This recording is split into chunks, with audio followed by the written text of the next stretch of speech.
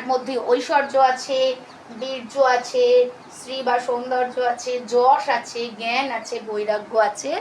তিনি হলেন ভগ। সেই অনুযায়ী উনি যেহেতু মাতৃস্থানীয়া বা স্ত্রীলিঙ্গ, তাই ভগবতী। তাহলে এই 6টা গুণ রয়েছে মা গঙ্গার মধ্যে, তাই মা গঙ্গাকে ভগবতী বলা হলো। তাহলে বোঝা গেল ব্যাকরণগুলো। হে দেবী, তুমি দেবতাদের ঈশ্বরী, তুমি ভগবতী মা গঙ্গা। ত্রিভুবন তারিণী, এখানেও দেখো সম্বোধন পদ আছে, এটাও দীর্ঘিকারান্ত শব্দটাকে হ্রস্বইকার করে সম্বোধন করা হলো। ত্রিভুবন, 3টে ভুবন। কি কি আছে বলো তো? 3টি ভুবন, স্বর্গ, মর্ত, পাতাল। তারিণী মানে উদ্ধারকারিণী, তারিণী মানে উদ্ধারকারিণী।